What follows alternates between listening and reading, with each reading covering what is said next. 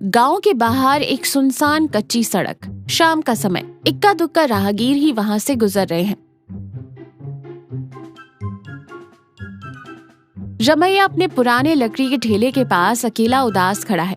ठेले पर लिखा है रमैया देसी चिली चिकन। पास ही सुब्बा राव का बड़ा ढाबा है, सुब्बा राव मिलिट्री होटल। रमैया अपने आप से बुदबुदाते हुए चिकन काटते हुए कहता है, इस रास्ते पर लोगों का आना जाना वैसे ही कम है। आज तो एक भी इंसान नहीं आया। माँ की दवाइयों और इस टूटी झोपड़ी की छत के लिए पैसे कहाँ से लाऊंगा भगवान।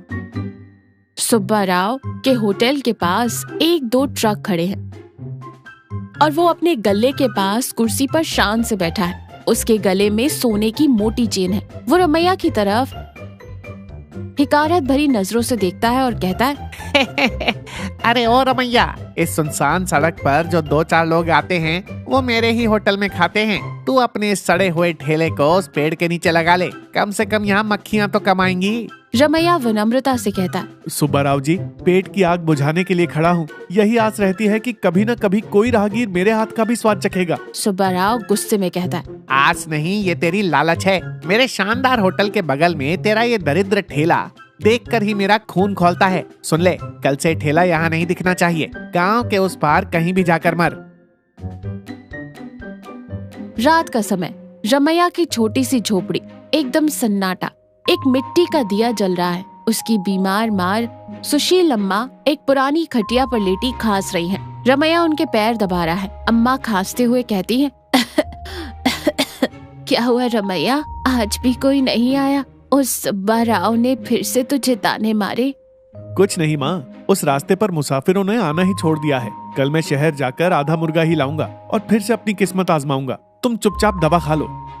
बेटा, तेरी मेहनत एक दिन रंग जरूर लाएगी। तेरे हाथों में जो देसी मसालों का जादू है ना, वो सुब्बा राव के मिलावटी ढाबे में नहीं है।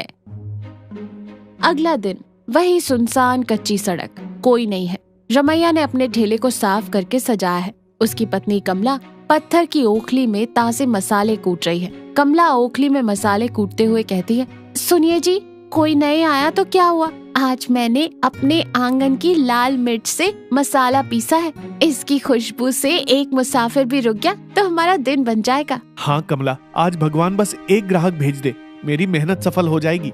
गांव के जमींदार सूर्य प्रकाश उसी रास्ते से गुजर रही है। वो फोन पर बात कर रहे हैं और अचानक उनकी जीप का टायर पंचर हो जाता है। आसपास एकदम सन्नाटा है। ड्राइवर टायर बदलने लगता है। जमींदार सुब्बा राव के होटल की तरफ देखता है, लेकिन वहाँ की गंदगी देखकर मुंह फेर लेता है। तभी उसे रमैया के ठेले से ताजे भुने मसाले और देसी चिकन की महक आती है। जमींदार करीब आते हुए कहता है, रमैया, गाड़ी ठीक होने में समय लगेगा। 1 प्लेट देसी चिली चिकन लगाओ, लेकिन याद रहे मिर्च तीखी हो और तेल कम। रमैया खुशी से झुककर प्रणाम करते हुए कहता है, जी मालिक, अभी लाया। मेरी पत्नी ने अपने हाथों से पत्थर पर मसाले पीसे हैं, एकदम शुद्ध। उस शांत माहौल में जमींदार चिली चिकन का पहला टुकड़ा खाता है। उसके चेहरे पर आश्चर्य और गहरी संतुष्टि आ जाती है। वाह रमैया, क्या स्वाद है, एकदम असली देसी मसालों का जायका। शहर के बड़े होटलों में भी मैंने ऐसा स्वाद नहीं चखा। रमैया हाथ जोड़कर कहता है, ये आपकी कृपा है मालिक। रमैया, कल मेरी हवेली में शहर से 2-3 बड़े अधिकारी आ रहे हैं। बहुत ही खास और छोटी सी दावत है। उन्हें तुम्हारे हाथ का यही देसी चिल्ली चिकन परोसना है। ये लो 10,000 रुपए एडवांस। रमैया आंखों में खुशी के आंसू लिए कहता है, जी मालिक, मैं अपनी जान लगा दूंगा। सुब्बा राव अपने होटल से ये सब देख रहा है। वो ईर्ष्या से जल भुन जाता है। तभी उसका नौकर चंद्रम उसके पास आता है। सुब्बा राव चंद्रम से कहता है, देखा तूने, जमींदार साहब मेरा होटल छोड़कर उस भिखारी रमैया के ठेले पर खा रहे हैं और उसे हवेली की दावत का ठेका भी दे दिया। हाँ मालिक, कल की दावत में उसी को खाना बनाने का हुक्म मिला है। सुब्बा राव साजिश रचते हुए कहता है, नहीं, अगर उन अधिकारियों ने रमैया का खाना खाया तो पूरे गांव में उसका नाम हो जाएगा। चंद्रम आज रात को वो मसाले पीस कर रखेगा, किसी की नजर में आए बिना उस मसाले के बर्तन में, समझ गया ना?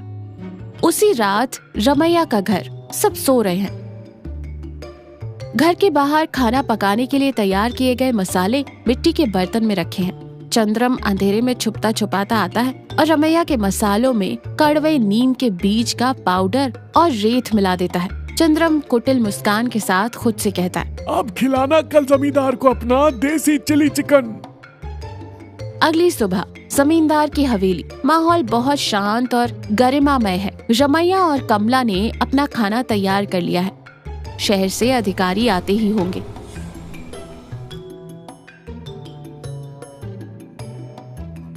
अगर इन 2-4 मेहमानों को हमारा खाना पसंद आ गया तो हमारी सारी तकलीफें दूर हो जाएंगी कमला।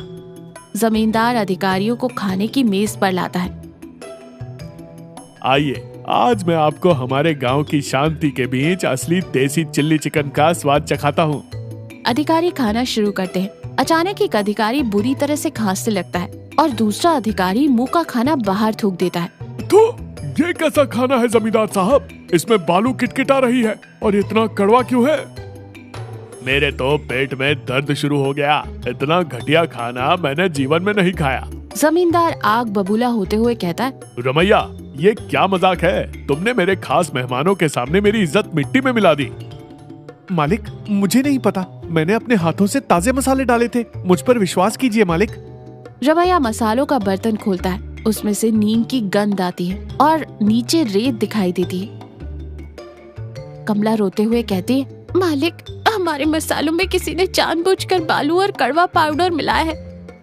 खामोश रहो। अब कभी मुझे अपनी शक्ल मत दिखाना। धक्के मारकर बाहर निकालो इन्हें।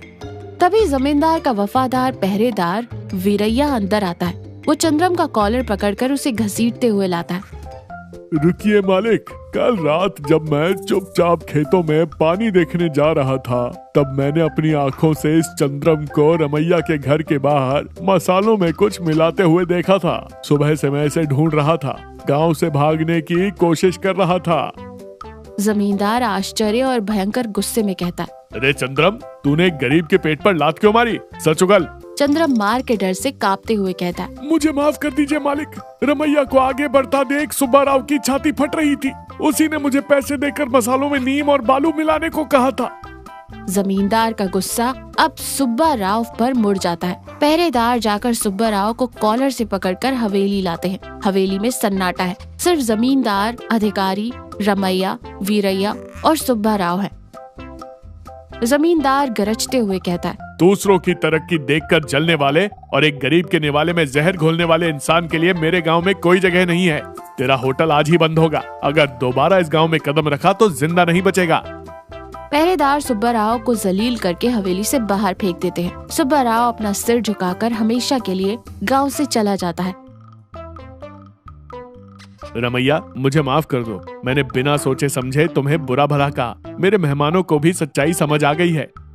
रमैया आंखों में आंसू लिए हाथ जोड़कर कहता है, आप क्यों माफी मांग रहे हैं मालिक? सच कभी छुपता नहीं, बस वही साबित हुआ है। तुम्हारी मेहनत और ईमानदारी बेकार नहीं जाएगी रमैया। गांव के बीचों बीच जो मेरी पुरानी इमारत खाली पड़ी है, वो मैं तुम्हें देता हूँ। वहाँ शांति से अपनी दुकान चलाओ। कुछ महीनों बाद गांव के बीच एक बहुत ही शांत और सुंदर छोटी सी दुकान। उस पर बोर्ड लगा है, रमैया देसी चिली चिकन। वहाँ कोई भीड़ भाड़ नहीं है। बस 2-4 ग्राहक बहुत ही शांति और सुकून से बैठकर खा रहे हैं। रमैया, कमला और उसकी माँ सुशीलम्मा बहुत खुश और संतुष्ट है। देखा बेटा, मैंने कहा था ना, ईमानदारी से किया गया काम हमेशा फल देता है। 100 लोग ना आए, लेकिन जो 4 लोग आए वो सुकून से खाकर जाएं।